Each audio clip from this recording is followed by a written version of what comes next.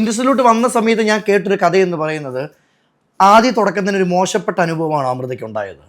എന്തായിരുന്നു അത്? ലൊക്കേഷനിലെ ഇൻസിഡന്റ് ആണെന്നുണ്ടെങ്കിൽ ഫസ്റ്റ് വർക്ക്, അപ്പൊ അതില് എനിക്ക് ലൈക്ക് എന്താ, എനിക്ക് ലൊക്കേഷന്റെ കാര്യങ്ങൾ എന്താണോ അല്ലെങ്കിൽ അഭിനയിക്കുന്നത് എങ്ങനെയൊന്നും എനിക്ക് അറിയത്തില്ല. നമ്മൾ തുടക്കമായിട്ട് പോവുകയാണ്. അതെ അതെ, ക്യാമറ എവിടെ നിൽക്കുന്നു, എങ്ങനെ നോക്കണം, എങ്ങനെ തിരിയണം ഒന്നും എനിക്ക് അറിയത്തില്ല. അപ്പൊ നമ്മളിങ്ങനെ ഷോട്ടിൽ നിൽക്കുന്ന സമയത്ത് 1-2 വലിയ ആർട്ടിസ്റ്റുകളൊക്കെ ഉണ്ടായിരുന്നു. അവരുടെ ഒക്കെ മുന്നിൽ വെച്ചിട്ട് ഞാൻ എന്തോ തെറ്റുകയോ അല്ലെങ്കിൽ എന്തോ ചിരിക്കുകയോ എന്തോ ചെയ്തു.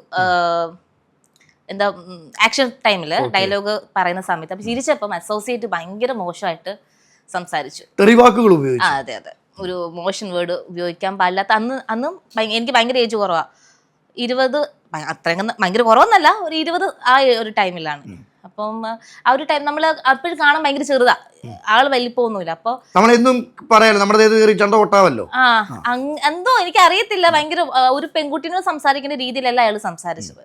പിന്നീട് വന്ന് സോറിയൊക്കെ പറഞ്ഞാൽ പോലും ആ ക്രൂവിന്റെ മുന്നിലൊക്കെ വെച്ചിട്ടാണല്ലോ അങ്ങനെ ബിഹേവ് ചെയ്തത്. അതെന്റെ ഏറ്റവും ഫസ്റ്റ് ഇൻസിഡന്റ് ആണ് അങ്ങനത്തെ. പിന്നീട് അമൃതയുടെ ആക്ടിംഗ് ലൈഫിലെ വളർച്ചയ്ക്ക് ശേഷം ഈ അസോസിയേറ്റിനെ നേരിട്ട് കാണേണ്ട വല്ല അവസ്ഥ ഉണ്ടായിട്ടുണ്ടോ? ഇപ്പൊ ഈ ലാസ്റ്റ് ഒരു 6-7 മാസം മുമ്പ് കണ്ടിട്ട് എന്ത് പറഞ്ഞു? ഇല്ല, സംസാരിച്ചൊന്നുമില്ല. എനിക്ക് തോന്നുന്നു ഇനി പുള്ളിക്കാരൻ എന്നെ മനസ്സിലായെന്ന് അറിയത്തില്ല. അന്നത്തെ രൂപത്തിൽ നിന്ന് ഒരുപാട് മാറ്റം വന്നിട്ടുണ്ട്. ഈ രൂപത്തിന്റെ വലിയൊരു മാറ്റം എന്ന് പറയുമ്പോൾ അമൃത ഞങ്ങളെ വരെ അത്ഭുതപ്പെടുത്തി, ഞങ്ങളെ വരെ ഞെട്ടിച്ചൊരു ഫോട്ടോ ഞാൻ കാണിക്കട്ടെ. ഈ ഫോട്ടോയുടെ പിന്നിൽ ഒരു കഥയൊന്ന് പറയണം കേട്ടോ.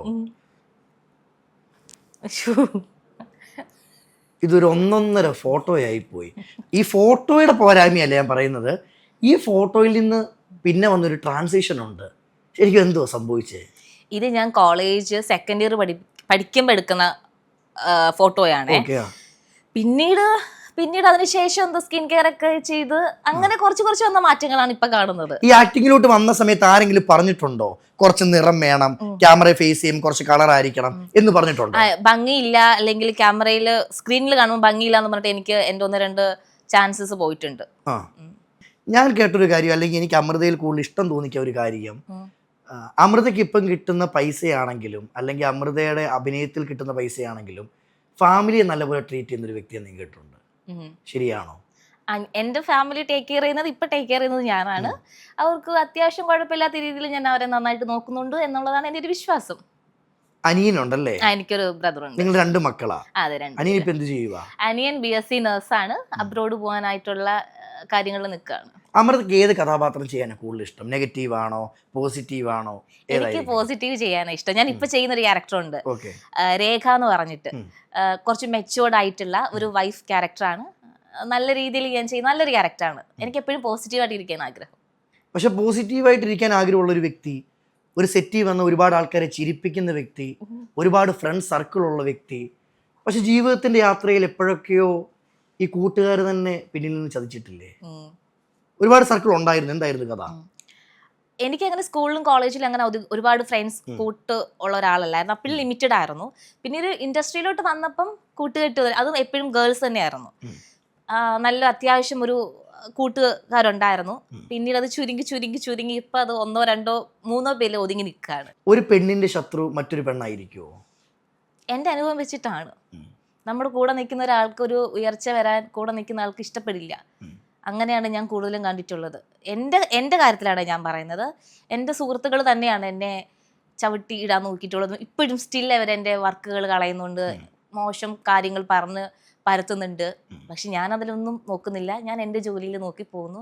എനിക്ക് വേറെ അങ്ങനെ പ്രശ്നങ്ങൾ വരുന്നു. പക്ഷെ പലരും ഇങ്ങനെ പറയും, അമൃത നിന്നെക്കുറിച്ച് ആൾ ഇങ്ങനെ പറഞ്ഞു, നിങ്ങൾ ഭയങ്കര കമ്പനി ആയിരുന്നല്ലോ, ആ ആള് തന്നെയാണല്ലോ ഇങ്ങനെ പറയുന്നതെന്ന് കേൾക്കുമ്പോൾ എനിക്കൊരു വിഷമം വരും. അപ്പോഴും അമൃതയെ കാണുമ്പോൾ മുഖത്ത് നോക്കി ചിരിക്കുന്നു, അമൃത ഇല്ലാത്ത സമയത്ത് കുറ്റങ്ങൾ പറയുന്നു, അപ്പോഴും മനസ്സിൽ വേദനകളില്ലേ? വിഷമം തീർച്ചയായിട്ടും ഉണ്ടാവുമല്ലോ. അത് എങ്ങനെ മാറ്റുന്നു എന്ന് പറഞ്ഞാൽ ഞാൻ പിന്നെ അങ്ങനെയുള്ള കാര്യങ്ങളിൽ ആ വ്യക്തിയോട് ചോദിക്കാനോ പ്രശ്നത്തിനോ ഒന്നും ഞാൻ പോകത്തില്ല.